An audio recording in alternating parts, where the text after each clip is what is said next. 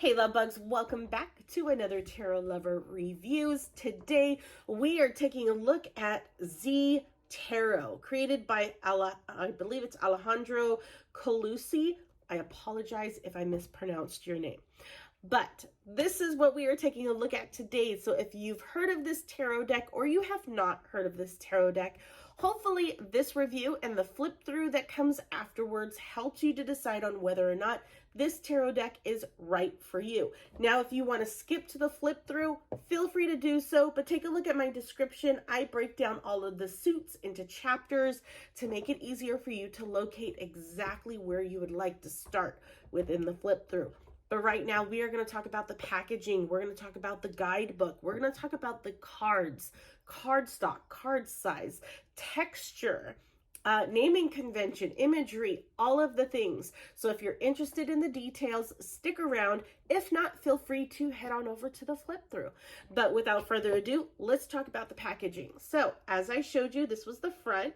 And what I like is all of the sides are different. And the publisher is Los Scarabeo, so you can find this tarot deck on their website. And then this is the bottom. Okay. Now, what I love about this box and how they choose to do this box, because Los Scarabeo, I've noticed that it depends on the tarot deck. Some tarot decks will be in boxes like this. Some of their tarot decks will be in the tuck box, such as a box like this, right? These are tuck boxes. So I have noticed that their tarot decks could be in either type of box. There's not one type of box that they stick with, which I appreciate.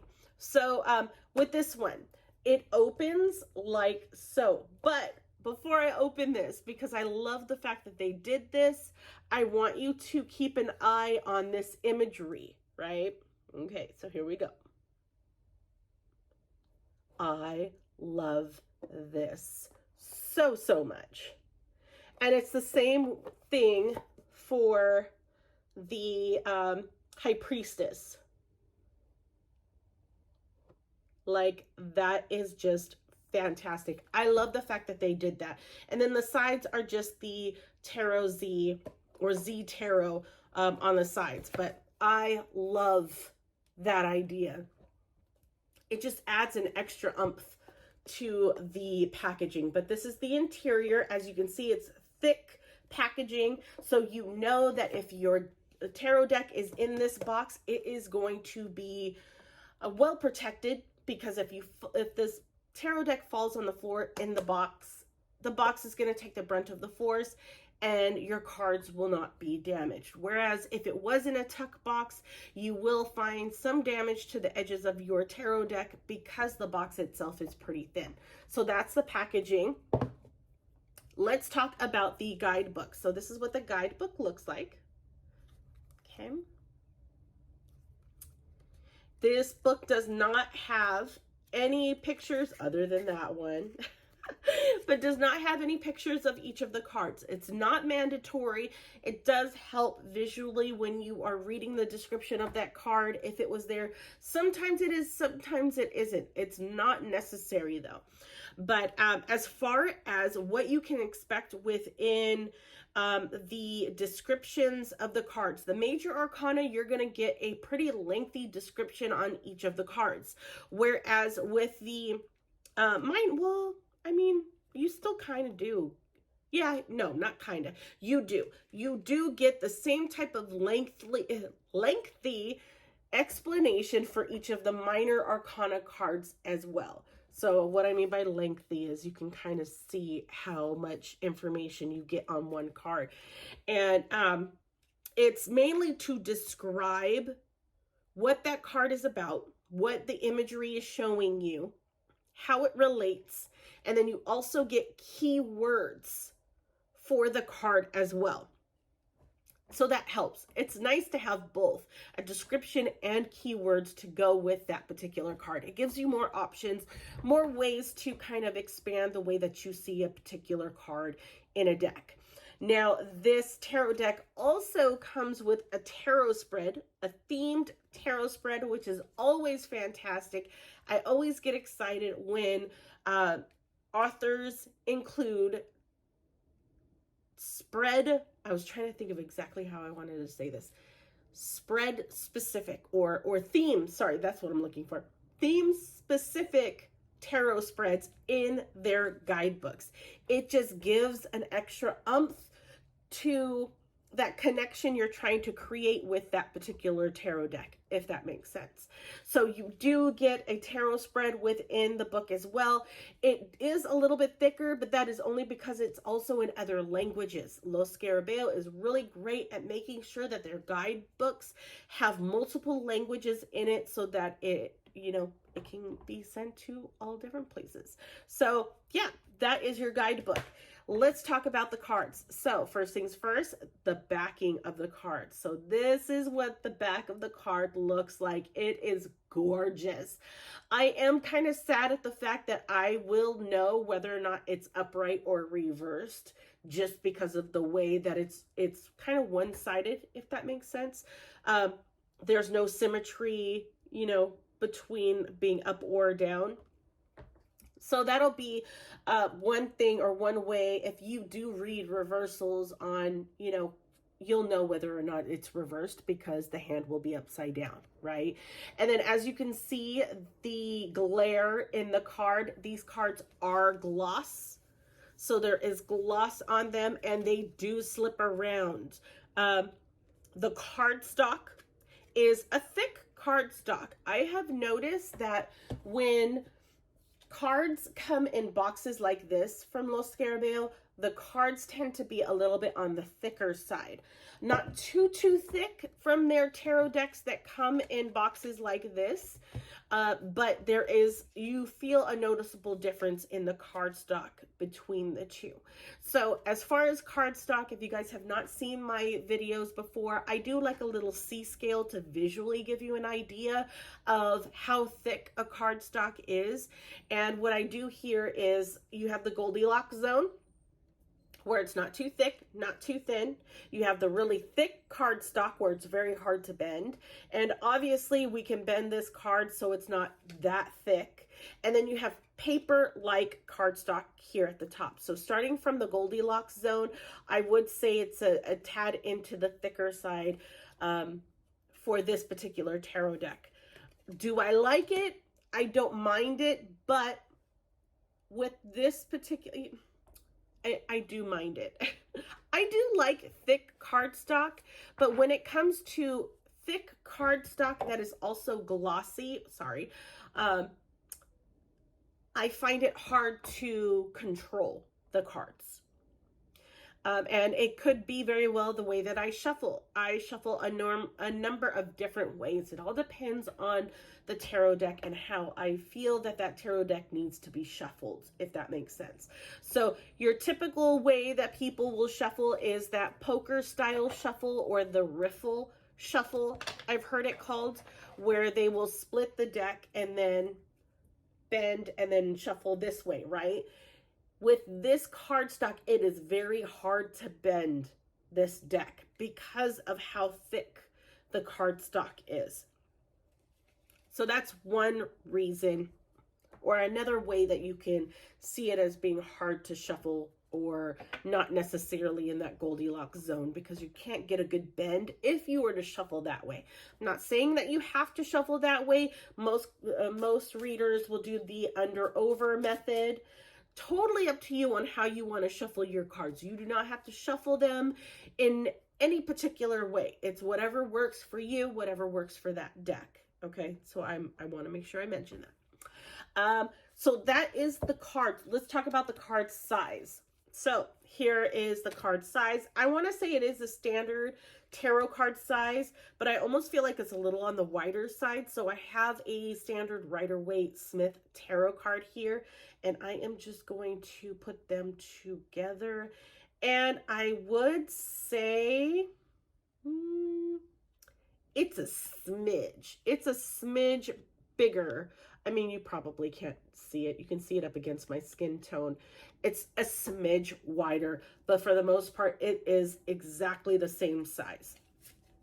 So yeah, that is your size texture cardstock.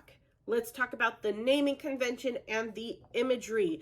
Now, whenever I get into this point, I want to mention that when I am doing the comparison for the imagery and the naming convention, it is based off of the Rider-Waite-Smith tarot deck. Why do I do that? It is because a lot of the guidebooks out there are based off of the Rider-Waite-Smith imagery and naming convention. Same thing with other tarot decks. Not majority. A lot of the tarot decks out there base their imagery on the Rider-Waite-Smith tarot deck. So that is why I do a lot of comparison up against that, especially if you are a new tarot reader wanting to expand from the Rider-Waite-Smith tarot deck, but don't necessarily want to go completely away from it. You still want to have some of those key symbols within that new deck that you end up getting. So hence why I do that. Now, let's talk naming convention compared to the Rider-Waite-Smith tarot deck. Naming convention, there is no difference. It is exactly the same. All the majors are the same. All the minors are the same. The minor suits, Pentacles, Cups, Wands, Swords are exactly the same in this tarot deck. The only difference is on the major arcana, they do not have words. Well, technically on both. They don't have words on them. Major arcana has the Roman numerals and nothing else. And then the minor arcana has the number or the court card, followed by the suit at the bottom. Okay, so if you are not 100%, if you are not all the way there when it comes to the major arcana and knowing what card is what based off of the Roman numeral, you may find it a little bit harder to utilize this deck until you feel comfortable with the Roman numerals and knowing what's what. The imagery will give you some type of indication, but it's not, we're going to get into the imagery part of it, but it's not always 100%. So that is another thing you want to keep in mind. Let me give you an example of a court card.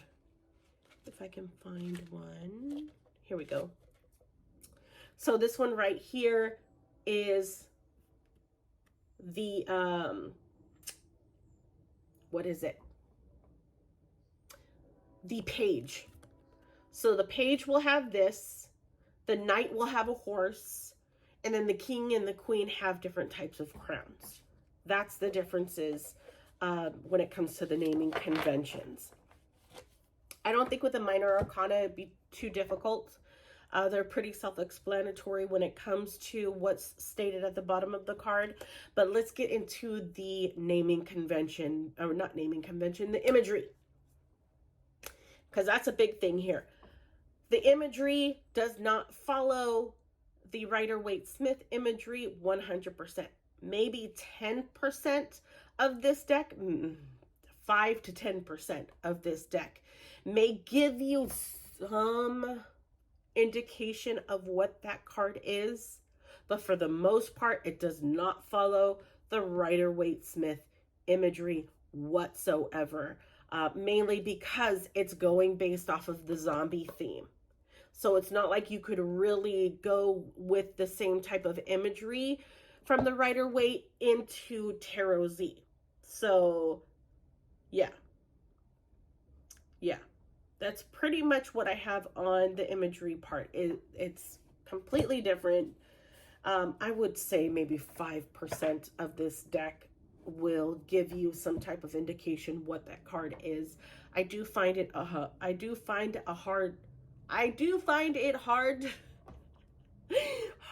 to read this deck for sure. I think the only another pain point, because the cardstock kind of bothers me, the gloss kind of bothers me. Besides that, Another thing that bothers me with this tarot deck. I love the imagery. Don't get me wrong. I love the imagery. I love the idea. The only thing I have an issue with when it comes to the imagery is that the cards are so dark that you can't see a lot in the background. A lot of these, some of these cards, it looks bright because of the camera, because of the way the light hits. But when you are looking at these cards, especially like this one, where it's all one tone, it's very hard to see details. There is, I think, a couple of cards in here that make it very hard to see what the heck you're looking at. And I think that makes it even more difficult to fully understand, you know, the concept of what that card is trying to interpret. So that's another thing. It's the tones, the color tones that they've chosen for this deck makes it very hard to see. And I'm all about the details within the artwork. I want to be able to see your artwork. I want to be able to, you know, interpret and incorporate that within the reading, because obviously my eyes are going there for a reason. And I want to be able to utilize that. But when I don't have much to go off of, it's not a problem trying to interpret, because you still have the card itself as a whole that you can interpret from. But I love to pull from the imagery within the card, because that also plays a part as well, if that makes sense. So yeah, hopefully this has helped you in some way in whether or not this is right for you. If it did help, leave a like. Check out my channel to see if there are any other tarot decks that you might be interested in taking a look at that I have reviewed. If you do not find a tarot deck that you are interested in that I've reviewed, feel free to leave me a comment. Let me know what that tarot deck is so I can check it out and see if I need to buy myself a new tarot deck. But yeah, without further ado, guys, here is the flip through. Enjoy, and I'll talk to you guys later. Bye.